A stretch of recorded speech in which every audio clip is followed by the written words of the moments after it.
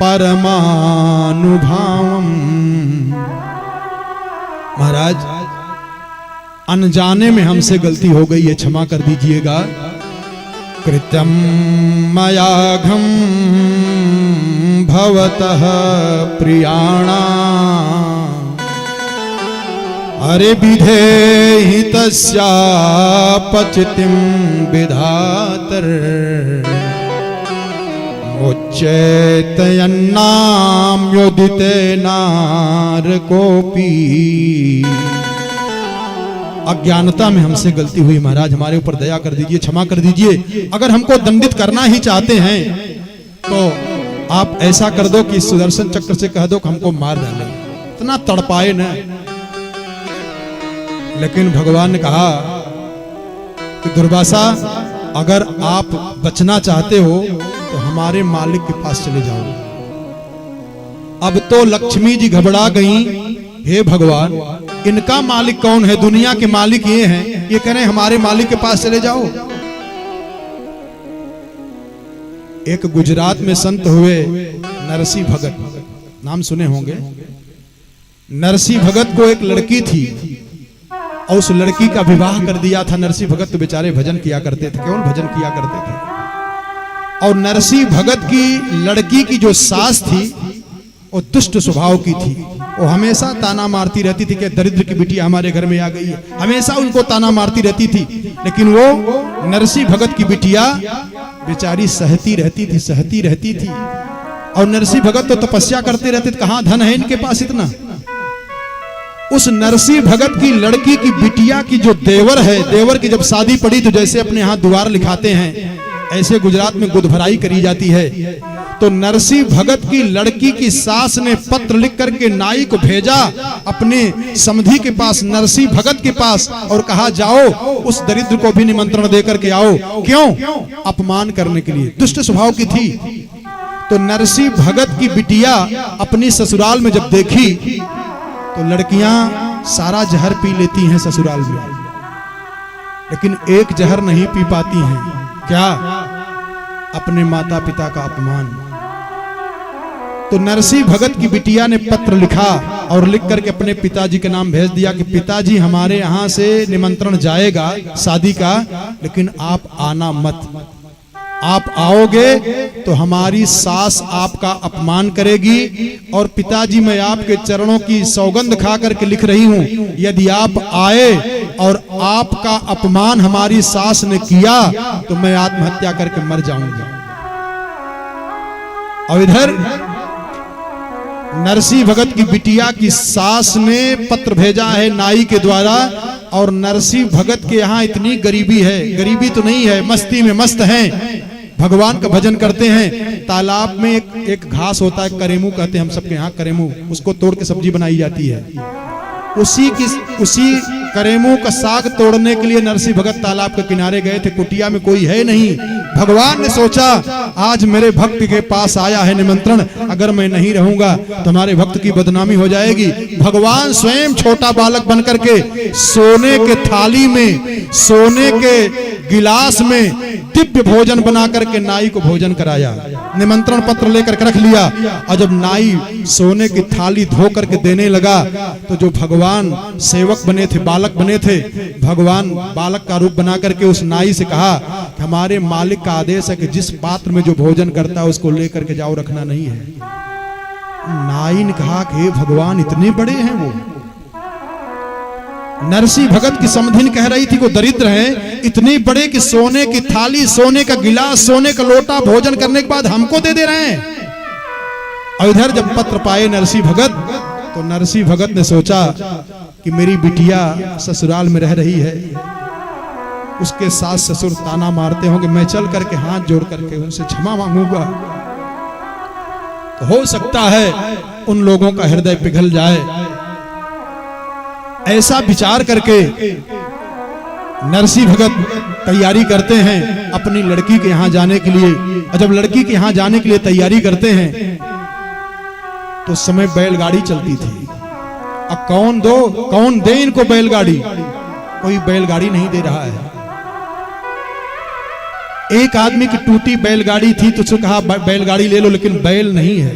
और एक आदमी का एक बैल मरणासन्न हो गया है, उसके गले की जो रस्सी है खोल दी गई है, कब मर जाए कि तब मर जाए। तो नरसिंह भगत से उसने कहा कि मैं बैल तो दे सकता हूं, लेकिन वो बैल की ये दशा है, अगर लेके जाना चाहो तो चले जाओ। तो नरसिंह भगत जब गए उस बैल के पास, तो बैल ने जोश भरा कि अभी तक तो मैंने मूर्खों का बोझा ढोया, आज भगवान के भक्त का बोझा ढोने का समय आ रहा है, भगवान हमको ताकत दे दीजिए। और जो मरणासन्न बैल था, नरसिंह भगत के भार को ढोने के लिए जोश में आकर के उठ के खड़ा हो गया।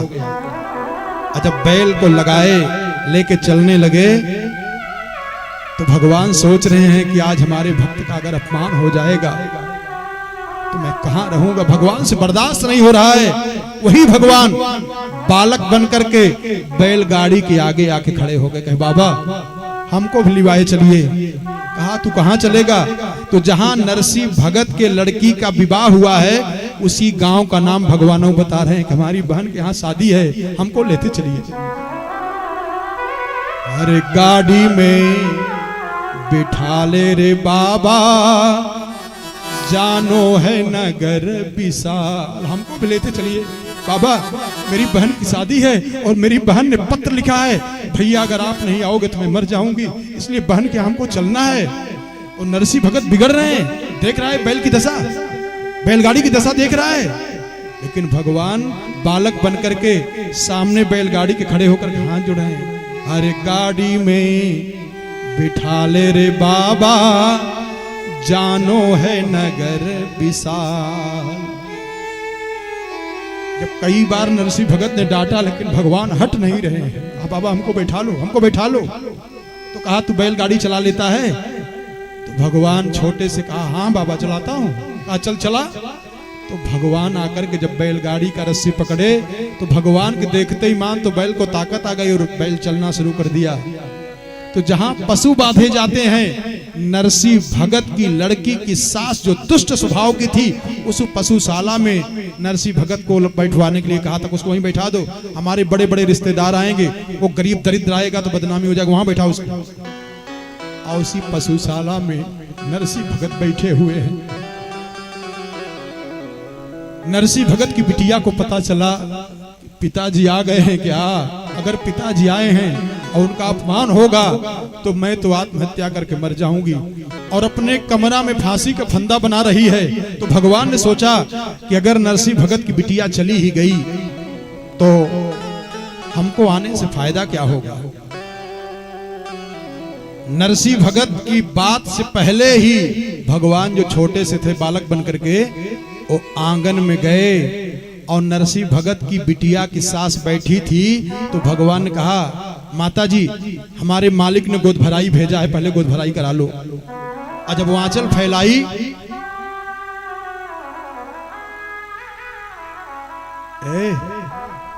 यार हिंदियों नहीं समझ में आता है क्या इन लोगों को। चलो पीछे बैठाओ, इनको ले जाओ, पीछे बैठाओ, 2-3 बार हो गया, इनको ले जाओ पीछे। एक बार बात 2 बार बात समझ में नहीं आता, इनको ले जाओ।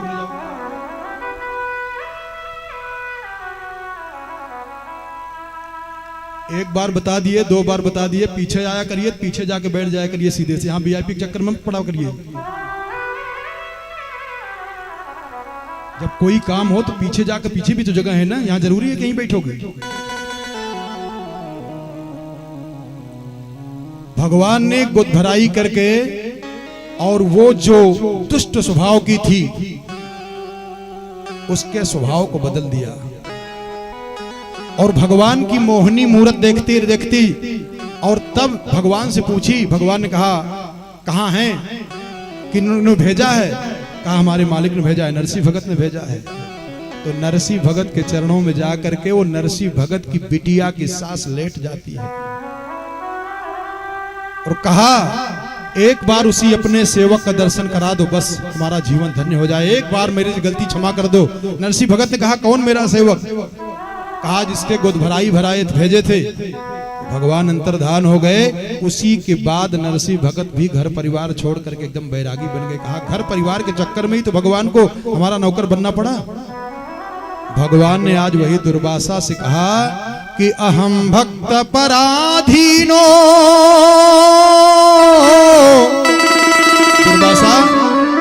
मैं रक्षा तो कर सकता हूं, लेकिन अहम भक्त पराधीनो यह स्वतंत्र इव द्विज साधुभिर्ग्रस्त हृदयो भक्तैर भक्त जन प्रिय। हमको तो भक्त ही प्रिय होते हैं, भक्त के हृदय में मैं रहता हूं और हमारे हृदय में भक्त रहता है।